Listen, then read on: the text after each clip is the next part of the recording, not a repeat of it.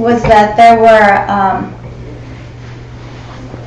a lot of people at a lot of different levels, and I recognized how fortunate I had been in my level of meditation before we even went into retreat. I didn't recognize my fortune really. And then I recognized a lot of the inferential leaps I had made as a teacher.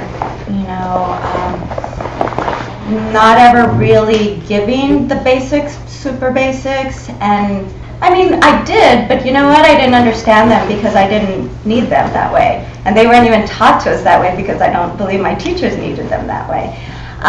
But it limited me as a teacher.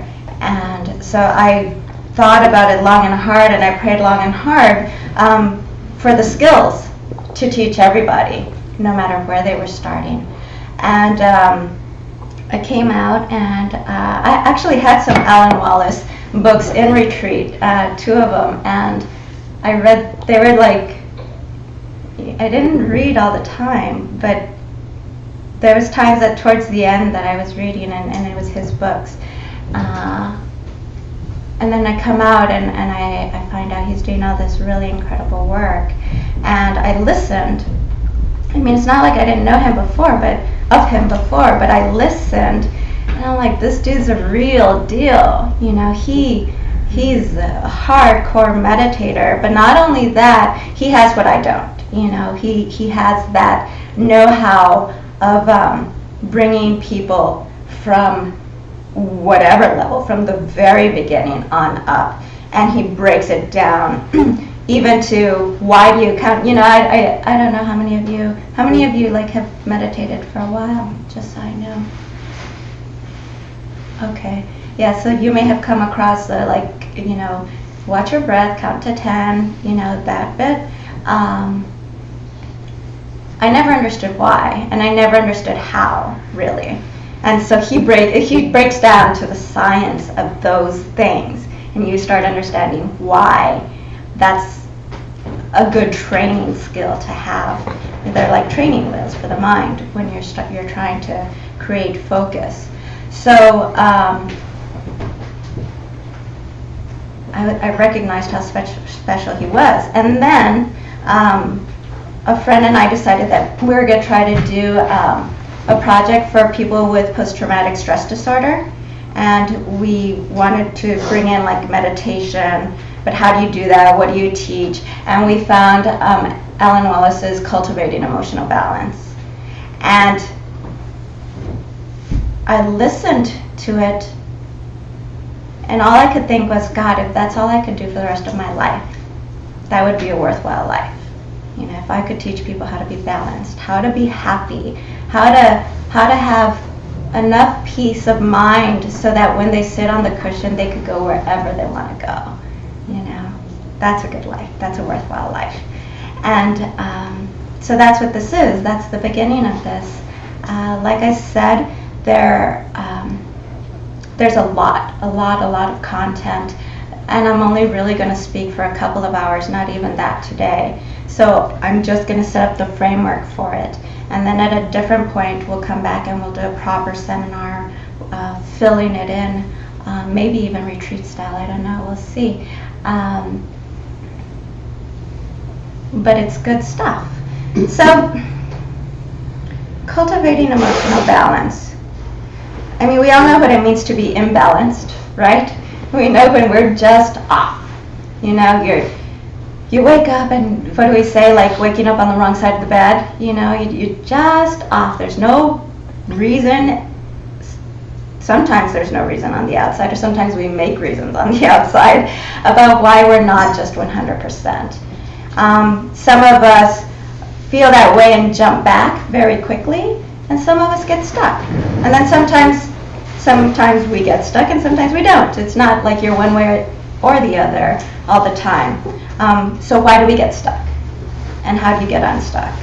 You know, and that's what this is about, how to make it so that you never get stuck. And I'll give you an example of just what it looks like not to be stuck, and how meditation helps you see that and get there. So towards the end of retreat, we started, like that last month, everyone started talking again. There was the no silence rule was broken so that people could start engaging with each other again. And I was over at a friend's house, and the relationships in retreat were really deep, really deep. We've been through a lot together, and these two friends in particular, we had decided very, like, on purpose, to be super transparent and honest with each other, like always, brutally so, And what would that look like? And what would that feel like? And how could that translate to the world? And could we gain these skills so that we could be that way in the world? In my heart, what I want most is to be transparent, because that's what I want from the world. I want people to be able to say, Lisette, you're wrong. You're off a little. What's going on? You're not being very nice. I want people to say that to me, to feel like they can say that to me. So I am making that concerted effort just to put out honesty and transparency, not being perfect, not any of that, just me. I'm human, and I've worked hard in some aspects of my life, but I'm far from perfection. I'm trying, earnestly. So I'm over at this friend's house, and she says to me, she says, Lisette, you're acting a little bit like someone, and that someone at that time was someone I didn't want to be acting like, and so it was like, when somebody tells you that you're acting like the worst example you could think of in your mind, I don't know, like Hitler. It wasn't like that, but just to give you a name. And it was like she had taken a knife and just like hit me with it. And I remember that physical pain of being told that, and then automatically, but see, this is the mind and retreat. I could feel the pain. I could feel the assertion of the self wanting to protect from that pain. And then I could see the walls start to go up. And it was slow-mo. It was total slow-mo. It was like, and as they're going up, all I could think was, oh my God, I'm creating this separation. Like, I've worked so hard to like break all these separations between myself and these others, and here I go again, but this time I'm seeing it. And then it was a very clear thought. I was just like, no. And then the walls just came smashing down, they just smashed down. And it's like, okay, take a deep breath. Listen to what she's saying, consider it, because all I want to do is be better, it's all I want. So then I just looked at her and I say, show me how to be better, show me, please. Oh, it's the hardest thing in the world, right? When you want to just be like, no, I am not acting like that, I don't know what you're talking about, how could I ever be acting like that? To stop it, to see it, and to let that person touch you, and to be open to it, and to be so emotionally balanced that in the moment you can see the pain arising, and then separate from that you can see who you're trying to protect. And then watch the walls try to go up. Like, watch every step of the process of what we've all habituated ourselves to over and over and over. Some people can say, well, putting those walls up can look like balance, because then you put the walls up, you separate yourself from that, and you're like, okay, well, I'm sorry you feel that way, and then we go on, and then we forget about it. But it's that balance, that's what I'm putting out there. There's those of us who just crumble under certain pressures and get stuck in things. And then there's those of us who create so much separation, we never even allow or listen to things that might make us better. That's not balance either, you know. So how do we bring our minds to a place where there's so much stillness and there's so much love that you want nothing more than to be better. So you can catch those moments and you can stop the affliction in the moment to open yourself to something greater, you know, and not hold a grudge and love her more for being able to tell you that, you know. I don't know, that's what I want. Hopefully that's what you want, and that's why we're here. Because that's what kind of we're offering. So Alan Wallace's bit is like, how do we make your minds still enough so that there's not so much constant chatter, chit-chat in your minds that you can't even hear what the other person is saying, that you can't even see why you're stuck. But you're stuck because the talking never stops, and it keeps you stuck in that cycle of some kind of negative rumination. And we've all done it, right? Think of a bad breakup, you know, someone who can't get over someone. It's that, you know, it's this rumination of being stuck. And how do we cultivate the skills to not be there, and to help people who are there, you know? It's important. So we'll start with some of the practices that Vimla shared with us the first 2 days, which are, you know, learning to settle the body, and then the speech through the breath, and then the mind even deeper. So it's cultivating this deep ease. Because I'll tell you, if your mind is super tight, chances are your body is super tight. You can watch people when they walk, and you can tell how they carry their anxiety, you know. It'll be there. It's in your body too. It just shows completely. So body, speech, and mind, you learn to relax it all super deeply. But not only that, you learn to be super sharp. Okay? So even though today we're just really going into how to get there, what it should open up to is a place where you can do some really deep analytical meditation, where you can ask questions that you want answered, and there's not all this false blah blah going on, you know, just the habitual blah blah. Instead, you can actually find answers that are meaningful. So just so you know, these are foundational. I consider these meditations super foundational. And if you have these at like the basis of your meditation practice, you'll really actually never have problems with your actual meditation practice. Not actual, this is meditation practice, but your additional practices. So they're really important, I think.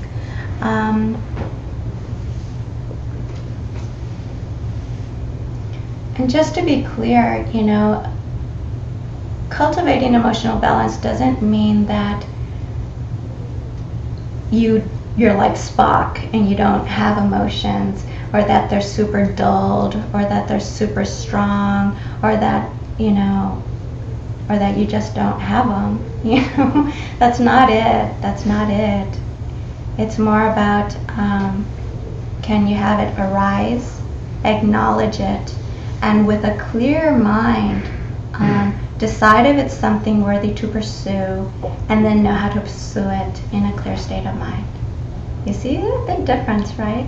It's a big difference versus like having some emotion come, it crosses the landscape of your mind, and you're like, wow, and you hang on to it like for dear life, as if it is you. You know, anger or frustration or jealousy or anything, you know, you just hold onto it.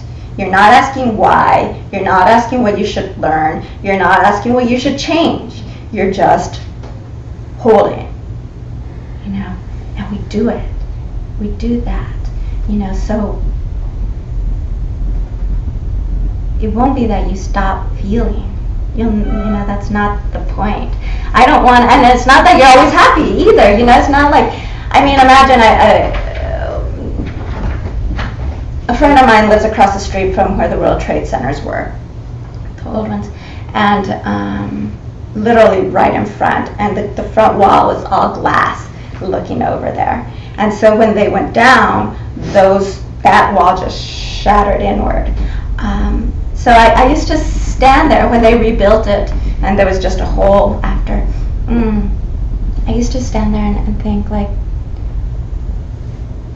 if I achieve my goals, and I want to be happy all the time, what would that look like? Would I stand here and would I have watched 9/11 happen, and would I have been happy?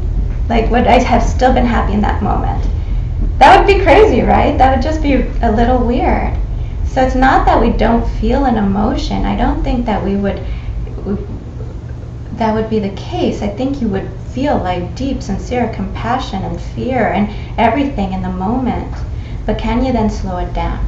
Can you be one of those people who were so clear-headed that said, oh my goodness, I can't hide from this. I'm going to run in there and I'm going to save somebody's life.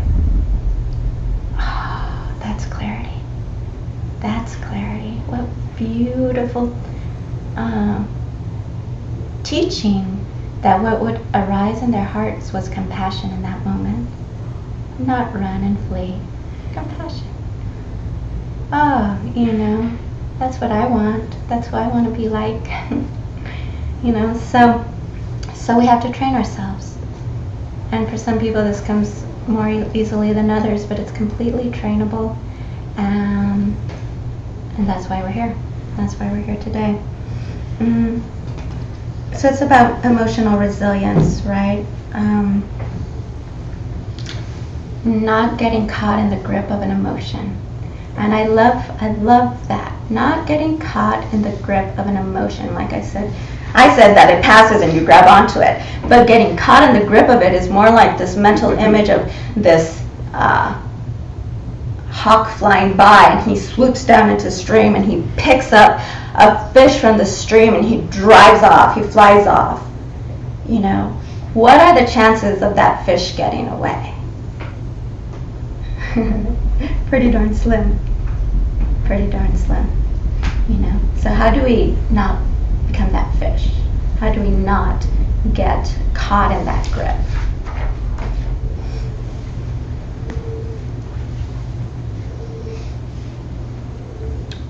So the framework of these teachings falls into 4 types of balances. Okay, the 4th being emotional. Okay, so an emotional balance is the result of the others. Okay, so we'll spend most of our time speaking about the other 3. The first is called Conative Balance. C-O-N-A-T-I-V-E, Conative. It is an English word. Not used very commonly. And what it means, it's like the mental faculty of desire and intention. Conative balance is the mental faculty of desire and intention. So we could have desire without intention, but usually if you have intention, there's some desire behind it. So whenever you have a conative imbalance, let's look at it. Can we desire something too much? Yeah, totally, right? Where you want something so badly that you can't even think of anything else. That your mind is obsessive about it. Where you don't even feel like you don't have control over that thought. That's a conative imbalance.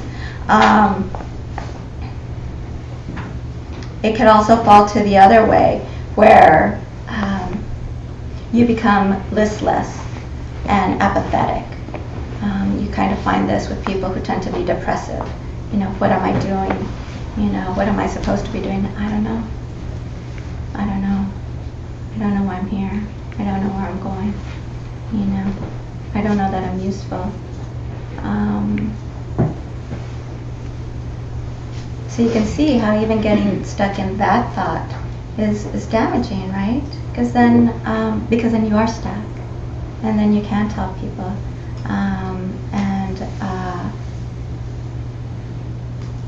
and sometimes it's hard to get out of.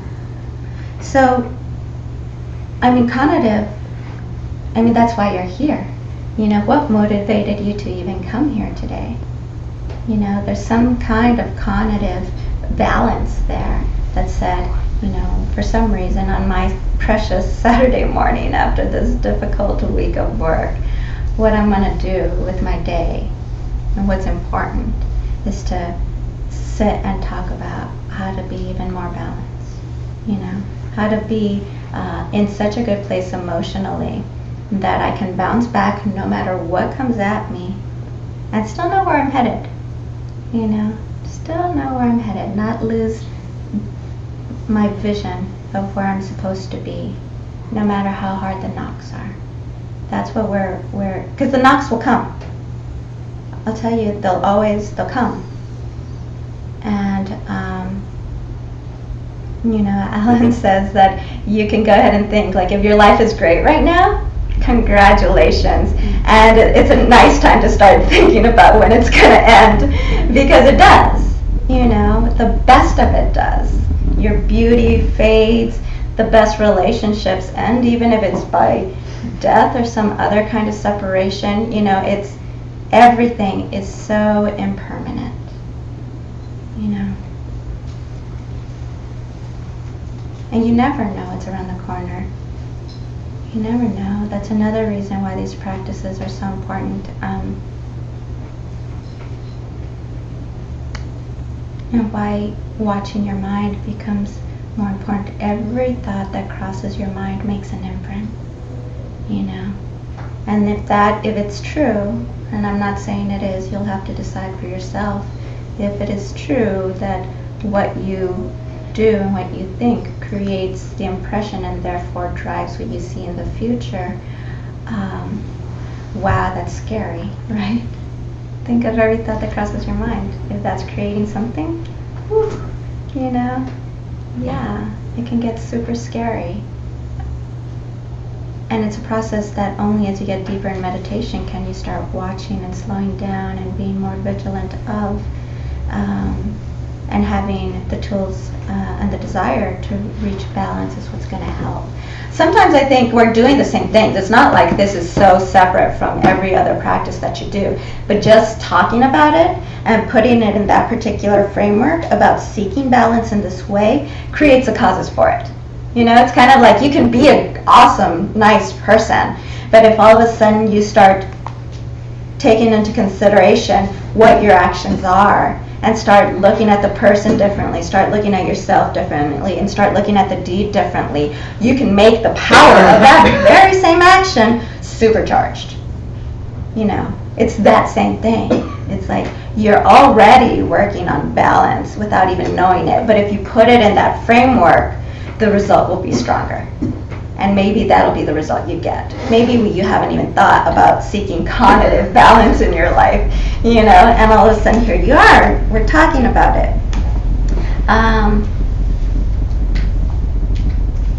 We want to get to the place where we can choose our emotions, you know. Like, isn't there some emotions that almost be better not to have? I don't know. It's not a doctrine. It's a question. Is there some that it'd be nice to have less of? Is there some that would be nice to have more of? It ought to be like a cafeteria where you're like, oh, I need to stay away from that one. Just not even going to touch it, you know. And then another where you're like, well, you know, that looks good, but I know if I have it, I'll feel sick after. No, I probably shouldn't have any of that. Or, well, that looks good and it's healthy. I'm going to have a whole lot of that, you know, and you keep it on. And so you go through the cafeteria and you choose what emotions you want. and to what degree you want those emotions, and which ones you want to address and which ones you don't even want to address. Is it possible that a thought of anger could cross your mind and you not engage it? You just say, that one's not healthy and that's not going to lead me where I want to go. You know, it's not about being apathetic. It's not about not having discerning wisdom or addressing what's in front of you. I think that's important to do. You know, because we could fall sometimes into nihilism in this path where it's like, well, it's coming from me, and so, you know, it's not their fault, so I'm not even going to address it. You know, I don't think that's sustainable for a long time. I think you have to address what's arising for you. But the question is can you do that in a healthy way? You know, can you do that with wisdom in your heart and say, okay, I don't want that person to treat me that way. But if I respond in an angry manner, I'm only going to get more of it. And I don't want to be angry. I don't feel good when I'm angry. You know, I don't even feel good when I'm angry, so I don't want to be that. And just let the emotion of anger go, and yet come face to face with that person and be totally transparent. Totally transparent. Be like, Uta, I love you, and that those pants you gave me, I do love them, but you know, I just don't like them. I'm sorry. You know, whatever. You know, that thing you said really hurt me. You know, that thing you said really upset me. You know, I don't know why. I don't even know why, but I do. That's just how I feel. You know, and I love you, and you know, can we talk about it? Can it be like that? And can it be that that we don't feel we have to hide things or lie about things to get past things? That won't work for long. No, it won't work for long. And to find yourself in a world of lies and of deceit and of, you know, this like trying to create a facade of something that isn't, that'll just break too. That'll just break too. So be honest, be super transparent. Even it's going to be the scariest thing in the world. I was having a conversation with a friend just yesterday, and she's like, Lisette, I told a fib. And I'm like, what did you say? And she's like, I told my boss that I was like gonna go and do something, and I did something else, you know. And I was just like, okay, well, why'd you do that? You know, well, because I was afraid that if they knew the truth, they would have felt this way. And I said, okay, well, that makes sense. So, you know, number one, why would you do something that might make them feel that way? And number two, if you felt justified in doing it, then you have to be able to say it. Then you have to be able to say it. You know, that's all. What a fearless way to live, right? How cool to just know that the person you're around is just always an open book. I'd prefer that over anything in the world, you know, so I gotta be that. So that's conative. That's conative balance. Attending to our desires and cultivating it like a field where you actually like nurture the good intentions, the good desires, and not feed the bad ones. Starting to choose. The second one is attentional balance. And this is basically what it sounds like, right?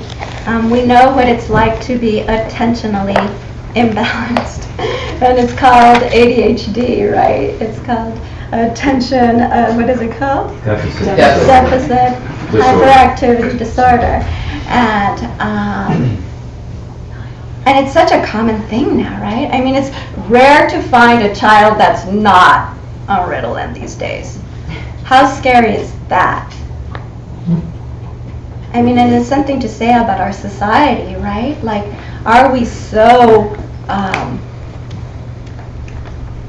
overstimulated that we don't even, that we're even actually afraid not to be stimulated? That we're afraid to find that quiet place to go to because we're afraid what we might see. Easier just to keep it busy than to face what's going on. So the attentional imbalance is there's always something going on. There's always mental chit chat. Even if you decide, well, I'm going to learn how to meditate because I hear it's good for you, so I'm going to try it. So you sit down and you try to meditate. 3 minutes later, you forget what you're trying to do, and the elevator music of the mind is on, and you're all someplace else. Do you have enough desire to gain attention? Desire, conative, right? To pull your attention back and try to train it slowly, sweetly. Alan's approach to the mind is very much the way Tibetans approach their children. When Tibetan children are pre-verbal, they're never disciplined. They're treated like with freedom, to explore and experience and to be nurtured and to be loved. So when you're starting these meditations, which you'll notice with Alan, it's very much when you're just starting to meditate, hey, don't get down on yourself. Nurture yourself. Love yourself. See where your mind is.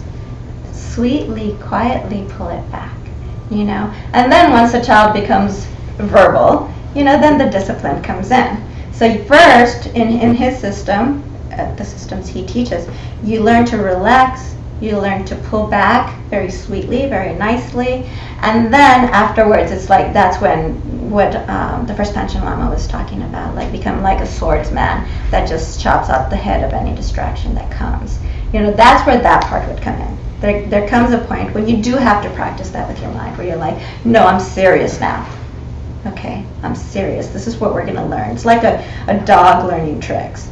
You've got to sit. You've got to sit. You're going to sit. But that can only take you so far, too.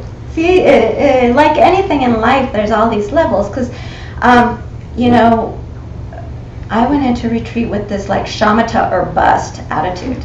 Shamatha or bust. I'm going to do this, and I'm going to just, like, drive until I get there. And that's not going to get you there either, So you start off sweetly, you start off nicely, then you learn to put in all the antidotes, and then you've got to let those go too. And you've got to be like, it's there already. The training's there, nice and strong, and then relax and let go again, and trust it. There's that level you reach in meditation where they say, okay, the obstacle is that you're applying antidotes when they're no longer needed. And I remember reading that way back, and I would kind of laugh to myself, like, oh, that's kind of silly, who does that? And I did it. I totally did it. It's kind of like you learn to drive a car, and you drive like this, always kind of correcting as you're going. And then one day somebody tells you to take your hands off the wheel. You're like, no way. I'm not going to take my hands off the wheel. Are you nuts? We're going to crash. No. Yeah, at some point you got to take your hands off the wheel. And it's a whole different thing to learn. So it's nice to know that progression and have it clear in your mind so that when you get there, you don't spend as much time as I did hanging onto that steering wheel. So what's interesting about attentional balance, because this is, what a lot of people think of when they think of meditation, is that from a Western perspective, like way back about a century ago, William James, the scientist, the philosopher, brilliant. He wrote a lot about attention. He called it sustained voluntary attention. And his whole notion revolved around the power of genius, the power of insight, the power of education, the cornerstone of morality. All of it comes from this being able to sustain this attention voluntary. I mean, that for this guy, in early New England is a big deal for someone to come to just recognize that that is where genius is birthed. But But he didn't have all the data sets. He didn't have all the data points. His conclusion was, it's not trainable.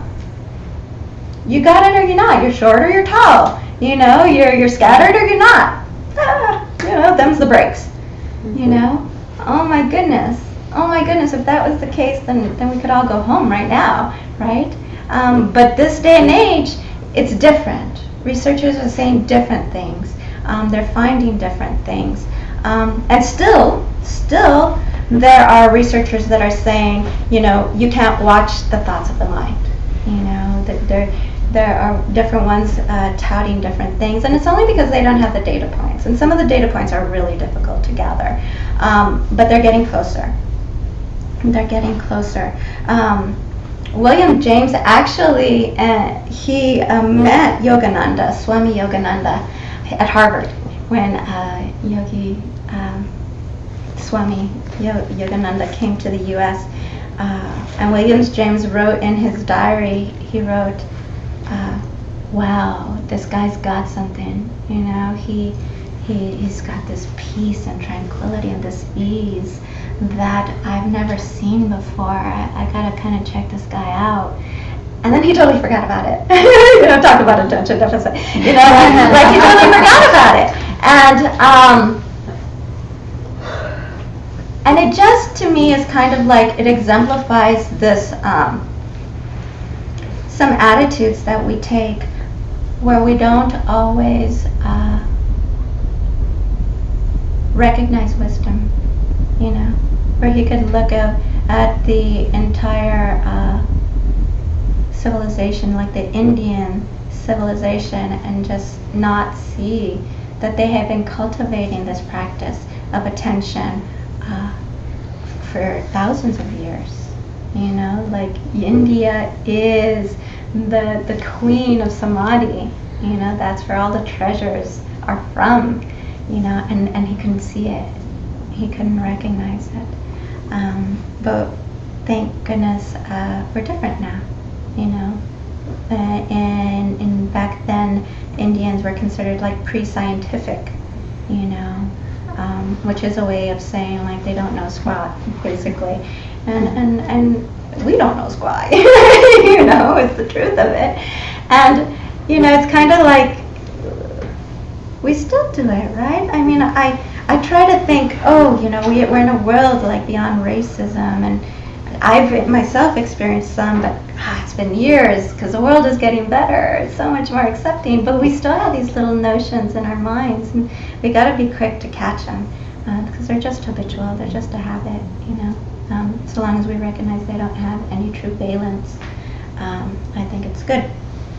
But like there's a story about when Mahatma Gandhi met the Queen Elizabeth, you know, and he shows up in his loincloth, and she comes out in her full, you know, all dressed up. And she says, oh, Mr. Gandhi, you know, what few clothing you wear. And he looked at her and he said, and he says, oh, well, madame, it's because you have enough for all of us, you know. And he just laughed, you know. It's just like she was already, would she have been limited to what he had to teach because she was just stuck on what she could see, you know? Or can she look beyond it? Can we look beyond it? You know, there's so much, excuse me, wisdom in the world. Can we be seekers? You know, can we just be open to wisdom where it comes and not close ourselves off? And that's part of attentional balance, to catch your mind in those moments where you think you know better or you think you know more.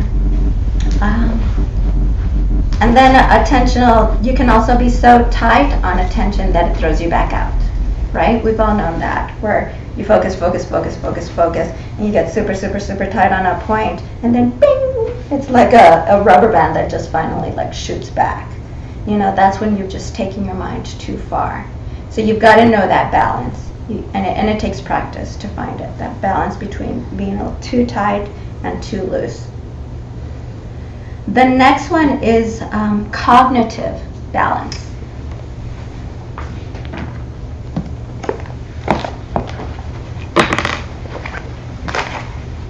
And this is where we engage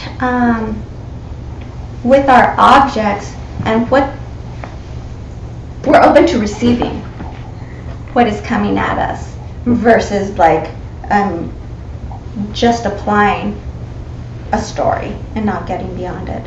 In psychological terms, they say that we as humans are cognitive misers, you know, that we have these archetypes in our mind and we apply them.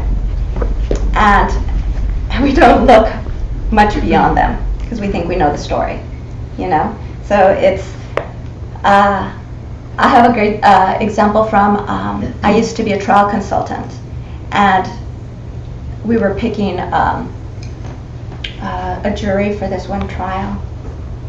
And there was this one woman in particular who really wanted to be on the jury, and I was trying to figure her out. She was a hard one to peg. Usually you can it's actually quite easy to see people's intentions for these types of things, and for some reason I just couldn't peg her. So I really watched and I watched and I watched, and it wasn't until like the last day that it became blatantly clear to me, like, oh gosh, I see what's going on here. So I wrote to my team, like, I don't think we should pick her. This is what I think, you know. And but it's your choice, you know. It's only my recommendation. So they pick her anyway, and the guy afterwards is just like, I always spoke to my clients after they were done, you know, with the whole trial, or they had settled, and he said, well, I picked her because she reminded me of my mother-in-law. And my mother-in-law is so liberal, and my mother-in-law is this, and my mother-in-law is this, and and he had this whole story about his mother-in-law, and he had just like, he had just pasted it onto this woman because she kind of looked like her. And I just had to laugh. I'm like, oh, we do that. We do that all the time. We think we know something about people. We just glance on the street. We don't know anything. You know, we apply these stories very quickly. So the point of cognitive balance is, are you open enough, aware enough that you can engage with people, you know, that you can be open to what they have to offer. You know, am I sitting up here and just blah, blah, blah, blah, blah, blah, blah, and not looking at you and not being like, oh boy, they're super bored, you know, like, how do I spice this up? You know, am I just talking at you? Or am I trying to look at you and be a little bit more engaging, tell you stories that you might be able to relate to, tell you something that you might be able to say like, oh yeah, I've done that, I've seen that, something, you know, and really feel you. You know when you're with someone and they're just there, and you're like, wow, I don't know what it is about that person, but oh, they're a good listener. You know, or something, you know, they're really present. We say that. And are we that? Do we have this ability to be super present and see what people need, listen to what people need? Maybe even, you know, some people don't even listen, but if you're one that can actually listen, are you then able to listen beyond the words? You know, so many people don't know how to express themselves through words. So you have to get beyond the words and be like, you know, you're telling me you're fine, but you're not fine. You know, what's there? You know, what's really going on, and help them get there. You know, are you someone who can help people come out? And that's what we want. We want to be able to engage fully, completely, in every second with whoever's in front of us. Wouldn't it be awesome to be that kind of person? You know, so the cognitive deficit looks like you're looking at someone and you're like, how are you going to fill my needs? You know, how are you going to make me feel like I'm doing a good job up here or something? I don't know. And then the hyper-cognitive is where we just throw our expectations on, okay?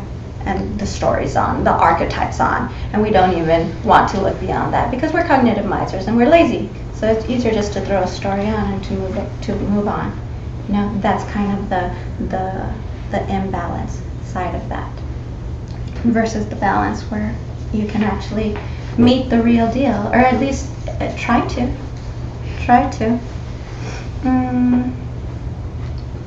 Let's see. I want to.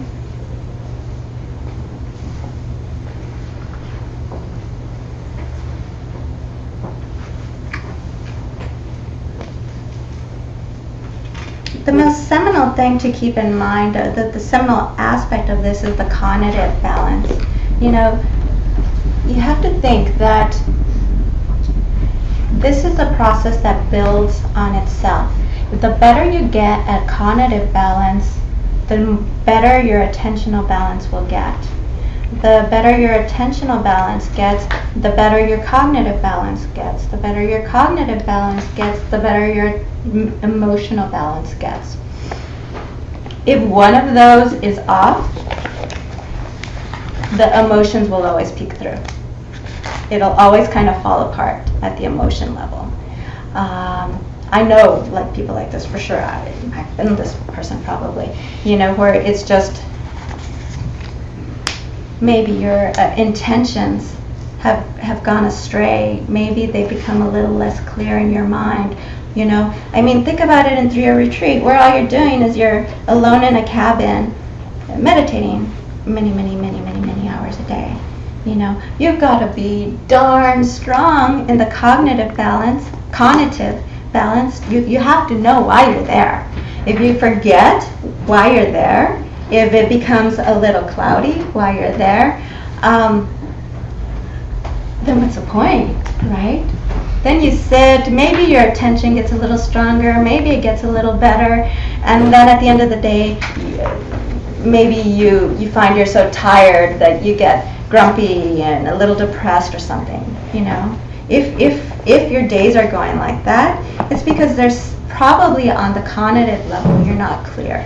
If you're clear on your intentions, if you're clear on your desires and why you're having them, then you can focus everything towards that. You know, like, you know, just this morning even, you know, I was just like, oh, I'm tired today. You know, I woke up early so that I could try and do my practice and so that I could prepare a little bit more, and then I was like, why? It's not because I've been teaching so much or like doing all this work, you know, no, why? Because if you're doing the right thing, it ought to like give you more energy. It ought to like, it's like a good yoga practice, right? Like if you're going to yoga and you come out like super tired afterwards and you just want to go to sleep, you're probably doing something wrong, no matter how hard it was. Yoga ought to be like a fueling station. And you have to be more invigorated and feel stronger afterwards. And it's the same thing with meditation. It's the same thing with everything you do in your life. If you're doing the right thing, it brings you more energy. You know, so my question to myself was, why did you have that thought? Why did you have the thought, oh, I feel tired today? You know? And I had to like realign my intention and my desires and what do I really want? You know, it's good to check yourself out. Am I teaching for the right reasons? You know, do I want something from you? You know, do I want to be popular? Do I want to have money? Do I want you ask yourself, you know, you got to go back and got to ask yourself those questions all the time because you want to make sure you're on, you know, and I what I came to was like, I know what it's like to not be popular. Been there, done that, I know it. And it doesn't feel good, but I know how to sit in it comfortably now. So no, I don't need you to like me. You know, that's not why I'm here. It's by donation and I don't expect to be paid, you know, like that's not why I'm here. And then I thought, oh, but my teachers, you know, Lama Christine, Geshe-la, and Alan Wallace, they've all imbued me with like all these really incredible teachings. I have to share them. That's all. I don't have any other choice in my life. Like that's why I exist, you know? So then you can't be tired. You're doing the right thing, you know? And it's like as soon as I just clicked that little, like checked my intention, my attention in the meditation was able to imbue me with energy and a bright mind, you know, that I was looking for when I first woke up, you know. But I had to check myself, you know. And that's why a lot of times you'll see in Buddhist teachings, the teacher will like just in maybe very inconspicuously they'll like snap, you know, and it's like the dead man snap, you know, like I could die this next moment. That's how intangible this world is. We have no idea what's next. And I always remember that. If this were the very last thing I was going to do today, if today was my last day, am I doing the right thing? Yeah, totally. You know, I can honestly say I would want to be nowhere else in the universe talking about anything else than here with you now, you know. Good. This could be my last moment and it'd be okay, you know. That's nice, right? So all of that builds on each other. That's what we're going to be talking about. That's what the meditations help lead you towards. I'm not going to be able to imbue it with a lot more than just that today, but I wanted to give you that framework so you kind of know what we're building on. It's going to be a little bit difficult to, the meditations are about building ease and relaxation. They're about brightening the mind. They're about focusing on different levels to create more acuity in the mind as you're going. Each of these ought to be practiced until you're ready for the next. You know, so it's not like, this isn't like a snowboarding class where you can learn something on a weekend and take off and be all set. This is something you take home with you and you build. You know, this balance has got to be built. So this is just the beginning. Yeah? Did you have a question? Yeah, when we're talking about cognitive attention, yeah, and how it relates to intention. Yeah. I've recently been exposed through some teachers about the importance of willpower in yoga. Mm-hmm. And Yogananda talks about it a little bit as well. Do you feel like there's a relationship between willpower and cognitive attention? Yes and no. Only because words are limited. You know, when I hear willpower, I hear my default. I hear work, do, like stay. You know, that part of me that just wants to like drill something, have that willpower to keep that leg up, you know, beyond that point where I thought I could. Keep it, and guess what? Then at a certain point your mind shifts and you can still keep it there without even thinking about it, you know. Willpower, right? Right. So I would say cognitive balance comes from a more relaxed place. You know, it comes from when it's balanced and when it's healthy. It's taking a very sweet, nurturing perspective on what it is your intentions are, what it is your desires are, whether it's a healthy desire or an unhealthy desire, too much or not enough. So to me, again, it's just semantics, right? Yeah. It's like, depends on what they intend by it. So I don't know, yeah. Okay. Make sense? Yeah. Okay. Anyone else have a question before we break? We're gonna break. We'll do our yoga. It'll be led by Vimala, and then after that, 11 we'll start the meditations. Yeah.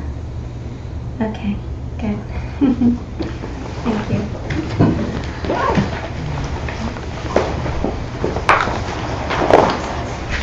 Did everybody get a yoga mat and set up the room for yoga? Okay, squeeze everyone in. Where are you going to be teaching from? Lisette, maybe up behind that, this way, and go sideways, so that they can see. So you want this to stay here, or you want to move it? Maybe put that.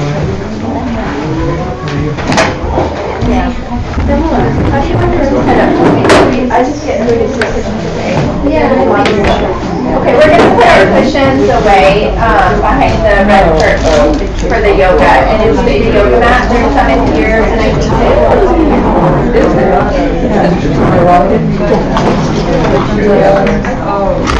My daughter runs a theory department there.